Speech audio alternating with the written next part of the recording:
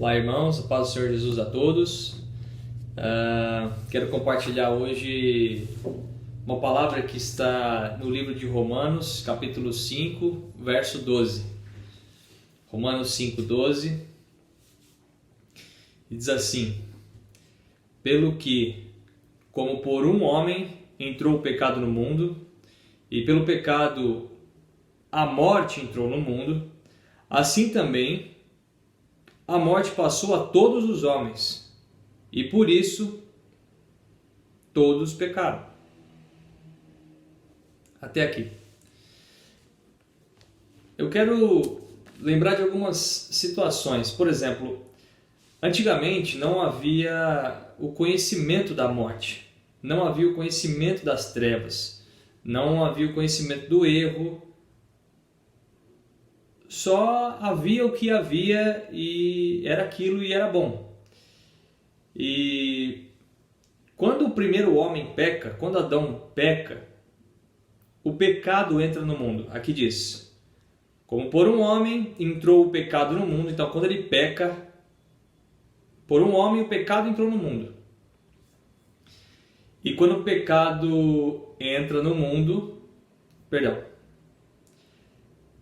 pelo homem o pecado entrou no mundo, e pelo pecado a morte entrou no mundo. Então vamos entender isso um pouco melhor. O Senhor, por que exatamente a morte entrou no mundo? Adão foi lá e pecou e a morte entrou no mundo. Por quê? O Senhor é, acima de tudo, justiça.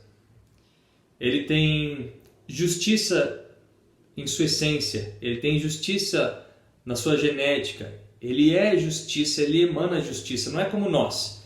Nós, certo ponto da vida, fomos justos ou fomos injustos.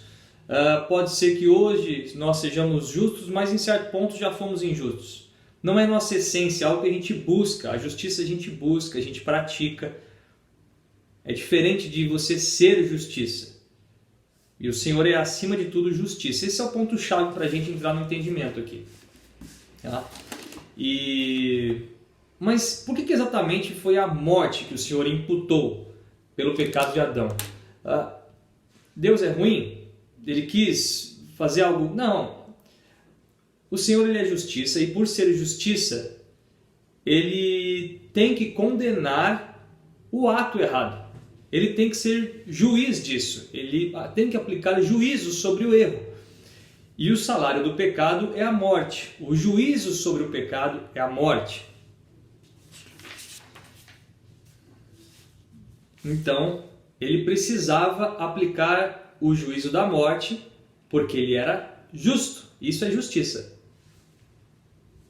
Pois bem, verso 12... do meio aqui para o final, no verso 12. Ele tem um detalhe que diz exatamente isso. Assim também a morte passou para todos os homens. Por isso, olha só, por esse motivo, por essa razão, todos pecaram. Ou seja, o conhecimento da morte. Adão comeu do fruto da árvore do conhecimento do bem e do mal. E ele passou a conhecer o mal, ele passou a conhecer o pecado, ele passou a conhecer trevas. E isso fez com que sua natureza fosse pecaminosa. A nossa natureza pecaminosa é porque a gente tem o conhecimento do que é trevas, o conhecimento do que vamos dizer, a morte, o pecado. Se não tivéssemos o conhecimento, provavelmente não teríamos essa natureza. E por que a gente veio ter essa natureza? Ora, Adão, ele era o primeiro homem. E involuntariamente ele passa isso para conhecimento de quem veio posteriormente a ele, né? De seus filhos, enfim, netos e o que quer que seja. O que quer que venha depois disso, né? Então, era inevitável que o mundo conhecesse a morte, que o mundo conhecesse o pecado, que o mundo conhecesse o erro. E você pode se perguntar, mas por que eu tenho que pagar, já que foi Adão que trouxe o pecado para o mundo? né? Então aí você está avaliando aquele homem que trouxe o pecado no mundo, né? E por que eu tenho que pagar, já que ele trouxe o pecado no mundo? Novamente, a gente tem que voltar para a justiça. É a terceira vez que eu volto para o tema justiça. O Senhor, ele é justo e ele deu o livre-arbítrio para Adão.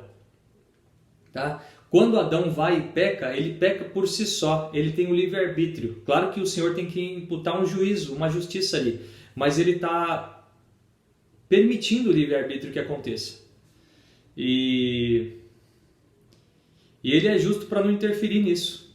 Ele é justo também para não interferir no conhecimento posterior da morte, do pecado, das trevas, que antes disso não existia.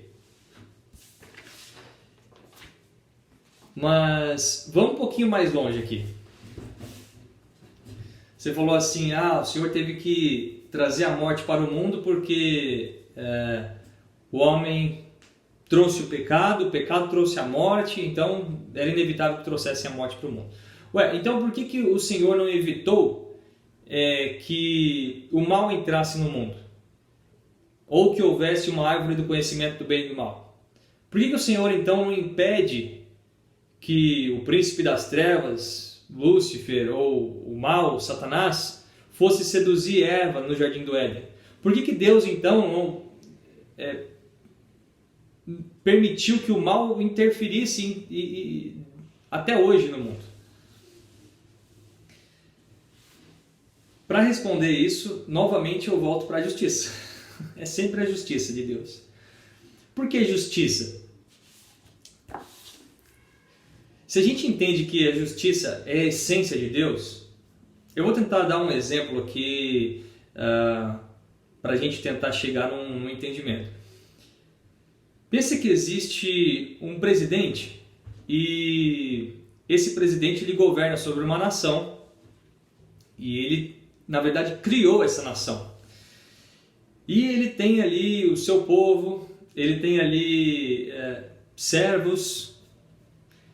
E pensa que um dos servos que servia a Deus, ele na verdade queria tomar um dos servos que servia esse presidente, ele queria tomar o posto desse presidente.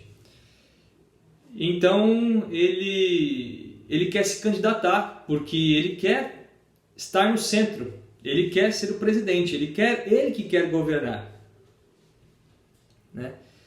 E ele precisa se candidatar para isso. Ele precisa, enfim, para ele conseguir, né, estar no topo, ele precisa se candidatar para isso. O presidente que está lá, que já está antes, ele tem poder para aniquilar o outro candidato. Ele tem poder para evitar que o outro candidato até mesmo viesse à existência. Ele tem poder para também evitar que as pessoas tomem conhecimento sobre a candidatura do seu oponente. Mas ele não faz isso. Ele permite a candidatura do seu oponente e ele permite que o seu oponente venha e agir segundo suas concupiscências, né? Segundo suas regras, suas medidas, seus meios, e ele vai permitir isso. Mas por que esse presidente ele vai permitir isso se ele sabe que este homem, este servo, enfim, o que quer que seja, ele pode trazer prejuízo aos moradores e ao povo? Por que ele vai permitir mesmo assim? Porque acima de tudo, ele é justiça. Ele tem justiça em sua essência. Se ele aniquila a possibilidade do outro servo de vir e se candidatar, ele não está sendo justo. Ele está dizendo aqui, está dizendo assim: eu vou aniquilar o outro para que o povo sempre me siga. Eu vou aniquilar a candidatura do outro para que o povo nunca veja que há uma outra oportunidade e sempre me siga, né? Ou seja, isso é injusto. Não seria Deus se fosse assim. Em sua essência, Deus é justiça. E não importa se você é ruim ou bom, ele vai aplicar justiça em você. Você fez coisas boas, Deus aplica justiça e você vai colher coisas boas, porque a justiça de coisas boas são coisas boas. Se você foi lá e pecou e errou, Deus vai aplicar a justiça, vai aplicar um juízo. E a mesma coisa ele faz com Lúcifer, a mesma coisa ele faz com o príncipe das trevas, a mesma coisa ele faz com o mal. O mal veio ao mundo e o Senhor ele é justo com o mal. O Senhor ele é justo até com o príncipe das trevas. É claro que ele vai ter o que merece, mas o Senhor ele permite que ele venha ao mundo e faça o que faz. Porque o Senhor ele não barganha com a sua essência, ele não barganha com a sua justiça. Entende? Ele vai permitir. E aqui eu quero criar um paralelo porque a gente começa a pensar como é que vai ser então? O homem trouxe o pecado ao mundo, o pecado trouxe a morte ao mundo e como que se resolve isso? O Senhor, ele ama a sua criatura de tal ponto que ele fez a sua imagem e semelhança. Olha, se isso não é amor, fez um paraíso para que nós habitássemos. Ele nos ama incondicionalmente. Mas ele, apesar do amor que ele tinha que aplicar a justiça dele, o juízo dele, que é a morte. O salário do pecado é a morte, ele tem que aplicar, porque a sua essência é justiça. E eu fico pedindo, eu peço para você se perguntar se você tem filho, se você é filho. Imagina você sendo pai ou mãe e o seu filho peca terrivelmente, mas ele faz uma coisa terrível, não é? É uma afronta mesmo diante de ti. E você sabe que o salário dele por fazer isso é a morte. E você tem que imputar esse juízo a ele. Olha como que é difícil. Você o ama tanto, mas você tem que imputar um juízo a ele. E esse juízo é a morte. Olha como é difícil isso. Mas o Senhor, ele nos ama tanto. Ele nos ama tanto que ele bolou um plano para que... Ele pensou em um plano para que os seus amados fossem salvos, tivessem uma chance de ser salvo, e ele permaneceria justo. Ou seja, o plano dele envolve duas coisas: o amor dele para com nós e a justiça. Por esse amor e essa misericórdia que ele tem por nós, ele vai trazer o seu filho ao mundo. Esse seu filho vai ter uma morte de cruz, é Jesus Cristo que estamos falando, para remir os pecados que estão aqui. Então agora, esse pai, ele tem a chance de salvar a sua criação e ser justo ao mesmo tempo. Porque ele nunca vai deixar de ser justo, mas ele achou como fazer isso sendo justo. Claro que houve um sacrifício tremendo do seu próprio filho, que morreu numa cruz por nós, para que nós pudéssemos ter uma chance. E esse pai, mesmo sendo justo, nos deu essa chance, através do seu filho.